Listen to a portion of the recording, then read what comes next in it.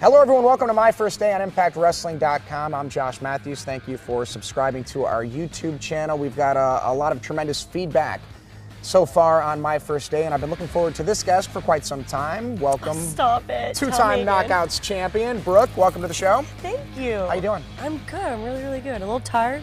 You know, we've been here shooting TV for quite a few days, but it's always, everyone has a lot of downtime, and then we all get together and it's like, get everything done in 4 days. Yeah, it's crazy because you go home and it's like, oh, I want to go back to work, and then you squeeze just so much into just such a little time, and it can be exhausting, but you know what? It's an awesome job. I wouldn't trade it for anything. You're a grizzled vet at this point. Ew, don't ever call me grizzled, ever.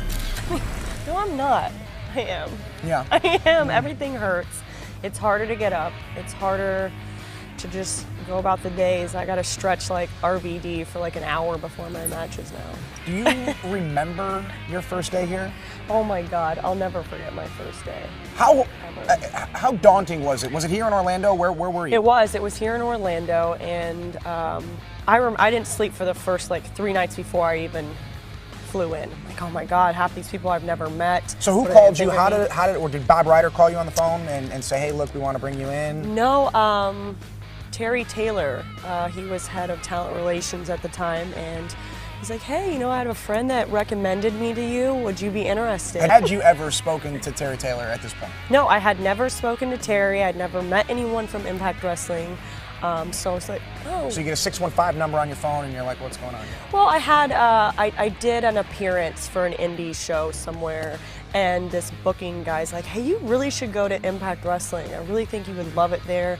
At the time when I left WWE, I'm like, oh, I'll never be in wrestling again. It never was even a thought. So when he said it, I'm like, oh, that would be pretty cool. Okay. And then he got me in contact with Terry, and Terry's like, I have the perfect thing for you. Why don't you come in? He's like, you're going to be a secretary. I'm like, awesome.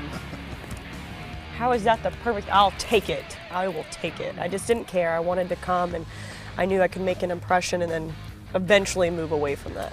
So was wrestling on your radar when you were younger, when you were a kid? Was it something that you thought like, hey, yeah, I'd like to do that? No, I never, ever, ever thought that, but I was a huge fan. That was something that my family did every week. We always watched Monday Night Wrestling, Friday at the time, I believe, and oh God, I know there was one other night, Saturday, something, but yeah, it was in every pay-per-view.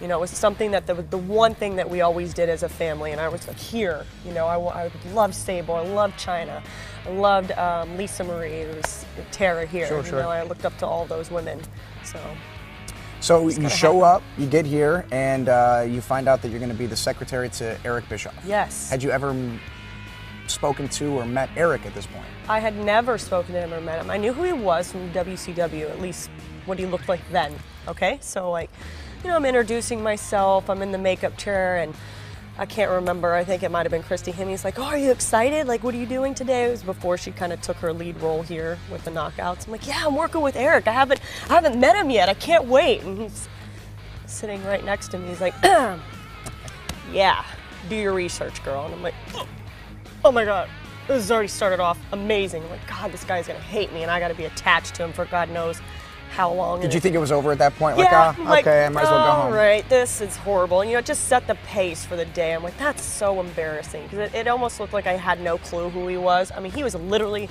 right there, but he had the, you know, the short white hair, and you know, I remember him with the long hair, and I just didn't even really make eye contact with him. And I was, God, man, I just want to crawl in a ball and hide. Come on, because it's already like, it's very, very scary when you come in and being so new into a company, you don't know anybody right off the bat. Then you're working with somebody that's so high up, that's in the office, that is so great, and you're like, oh, cool, awful first impression. So you're Miss Tessmacher for how long? Let me tell you, I didn't pick that name. I was like, who am I? Wasn't it from a comic book? Yeah, well, it came from the original Superman. Right. Okay, well, that was before my time. So Lex I didn't know Luthor's. Yes, Tessmacher! Yeah. Yeah. So I was like, okay, we'll go with it. I'm not sure how you spell it yet. I don't know how people are gonna feel about it, but hey, I have a job. We'll take it. So yeah, it was Miss Tessmacher, which was. And how long before you actually competed in this ring? God, if I can remember right, it's a good, God, I want to say almost a year. I was doing that next to Eric and Hulk Hogan, which was really cool. That was fascinating. I marked out, very intimidating, but I was always like, oh my God, I'm standing next to him. And he offered me, he's like, do you need extensions? I got the best weave lady ever as he pulls out. Wait, Hulk Hogan? Yes, and I'm like, how do you know? And he pulls out like a mirror and a comb and it's purple and he's like, guess if you want to know, let me know. I'm like, oh, you're so awesome. Let's be besties. How much resentment was there from the other girls? That I came in and having a job, I think it was more like you come in, you have this role, you're with Eric Bischoff, you're with Hulk Hogan, it's a prime spot. There had to be a little bit of First backlash. off, it comes from like, oh, okay, she's coming from another company. Oh, she's that Diva Search girl, which has always stuck to me, and it will with anybody that's been in Diva Search. So that, well, I already knew a few girls from that, you know, in Deep South days and stuff like that. So that was already stirring up, and then I come in, and it's like right away I'm up here with these big leagues, and it's just like, they really just didn't take me seriously and didn't really pay any attention to me. It was like, oh, whatever, yeah, we don't care about you. Nobody really talked to me except for the few girls that I knew prior, like Lisa, Marie, and Christy Hemme, and the rest were just like, hi.